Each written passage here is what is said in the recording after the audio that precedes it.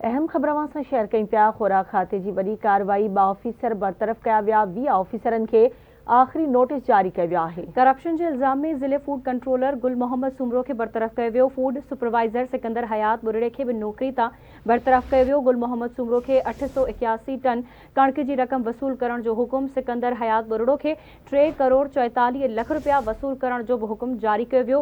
20 food सुपरवाइज़रनि खे आख़िरी notice बाद खेनि बरतरफ़ कयो वेंदो। खुराक खाते पारां इहो ॼाणायो वियो आहे।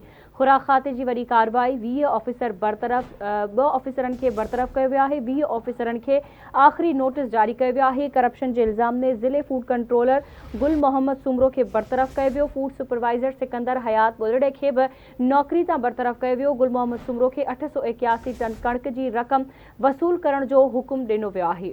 तफ़सील मालूम कंदासीं आवाज़ न्यूज़ जे रिपोर्टर शहज़ाद जलबाणी खां। जी शहज़ाद, कहिड़ा तफ़सील आहिनि, आगाह कजो। जी बिल्कुल, खुराक खाते जी वॾी कार्रवाई थी आहे। 2 ऑफिसरनि खे बरतरफ़ कयो वियो आहे, जॾहिं त 20 ऑफिसरनि खे फाइनल शोकाज़ नोटिस ॾिना विया आहिनि।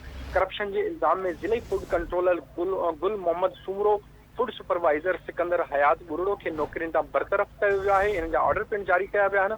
गुल मोहम्मद सुमरो खां 881 टन कणक जी रक़म वसूल करण जो पिणु उनमें हुकुम जारी कयो वियो आहे। उनखां अलावा सिकंदर हयात बुरड़ो खां 3 करोड़ 44 लख रुपया जेको आहे कणक जी मद में उहे रुपया वसूल करण जो पिणु हुकुम उनमें जारी कयो वियो आहे। 20 सुपरवाइज़रनि जंहिंमें असमतुल्ला लांघा, अली रज़ा द्रोही, एजाज़ अली मक्सी, मोहम्मद शरीफ भुट्टो, अली मोहम्मद सियाज, जुल्फ़कार अली नूनारी खे फाइनल शोकाज़ जारी कया विया आहिनि।